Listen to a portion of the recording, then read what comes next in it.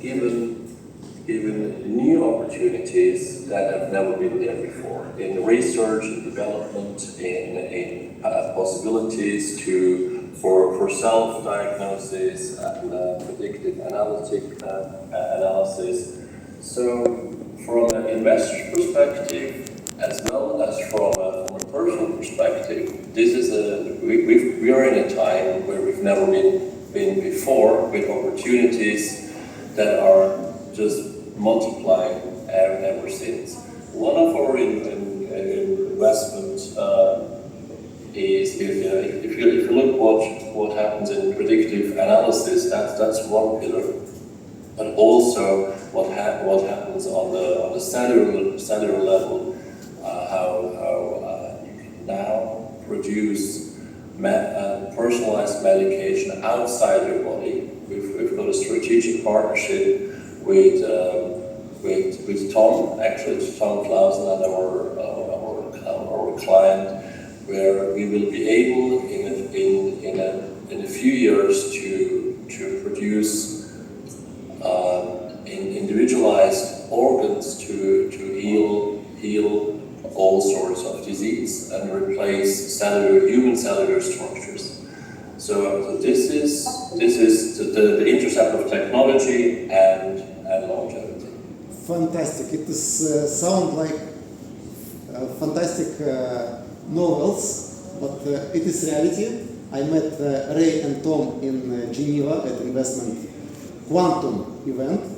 So if you put here also quantum, we will actually like in full sci-fi movie.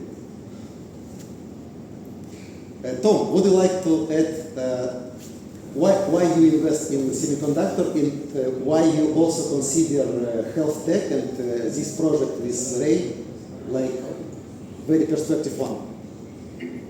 Yes, thank you very much for the opportunity to present Petron Venture and why we invest in semiconductors. So in fact, Petron Venture has been investing in semiconductors for 20 plus years. Semiconductors is the base. If you look at AI today, everyone speaks about AI applications, then you have the LLMs, but rarely do people speak about the layer underneath, which is basically semiconductors. Obviously, NVIDIA is the big animal in this space, but there are lots of opportunities. So we are basically leveraged 20 years plus of experience in semiconductors and see an opportunity that is so massive that we have never seen in these 20 years. Our focus is twofold. On one hand, we are focusing on the AI infrastructure. What are the bottlenecks? How can we help or how can we find companies that address these bottlenecks on one hand? And then on the other hand, we're focusing on edge devices. Edge devices are drones, robots, humanoids, IoT, your mobile phone, and so on and so on. And if you listen to Jensen Huang's, the CEO of NVIDIA's latest quarterly report interview, he said by 2028, the opportunity in edge devices is even larger than in the hyperscaler or data center market, which is rather remarkable. Maybe one last point to your question, why do we invest in semiconductors? Well, if I go back to the gold rush in California or in Alaska, you have thousands of people looking for gold. Most of them came back very poor. Some of them didn't survive. But who made the money? The guys that sold the picks, the shovels, the food, the clothes, Levi's jeans, that's one of the companies that really made a lot of money. And that's basically, if you look at semiconductors. Semiconductors are the picks and the shovels of this AI evolution that will be with us for many, many, many years. And how it is related with biotech project Ray talked about? Yeah, this is a separate project that I am involved in. This is a Swiss company that has developed a plate that allows to replicate or helps grow cells. So these cells believe that they are in the body, and so these plates basically mimic the environment in the body and help these cells to grow with the least energy. You know, and this is what's so important. And the other thing that is important is that you make sure that the cells grow in a uniform manner so that each cell is the same. And this Swiss company is very, very advanced and is beyond the clinical research, has been tested in patients, and is very, very far. And so this is a separate project that Ray and I work on and help the company to raise some capital. Perfect. I can confirm that this area you mentioned, it is valid, because I had an event with Dr. Michael Levin. He is real genius in this area of AI and bioelectricity. He actually invented xenobots, artificial life, real artificial life. So he can cure cancer by inducing some bioelectric signals. So it is really frontier area, probably the most perspective, because it converge everything. It converge health, it converge AI, it converge all areas which are growing the faster. So Dr.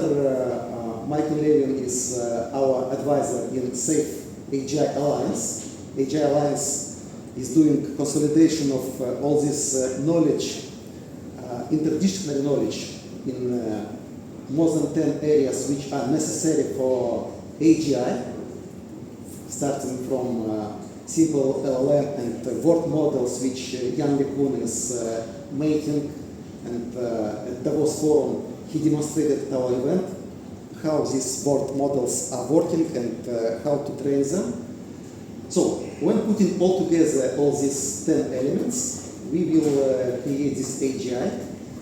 In this connection, I want to introduce Kapoor Family Office, my friends, and we collaborate with Dr. Anmol Kapoor, who is a real genius of Elon Musk level, because he combined all these areas together and doing synergy. Ruchi is representing Kapoor Family Office, and I want to ask Ruchi how all these areas play together. Good afternoon, everyone. So I am a general counsel for Kapoor Wealth Partners, like had introduced me. So basically, Anmol, the chairman and founder of Kapoor Wealth Partners, he is a cardiologist by profession. So that's where the journey started, wherein he started believing that, like Ray mentioned, that longevity is not something which is what comes after the diagnosis. It basically starts before the diagnosis, that is a preventive care. So that's where the journey started, and he started working on it, and he made a lot of biomarkers, wherein he started doing COVID testing. So that's where the trailblazer, and he started bringing AI, biotech, health tech, longevity all in one platform, and he's been investing in all the projects, starting from AI, longevity, and other projects. And he's a seed investor in all the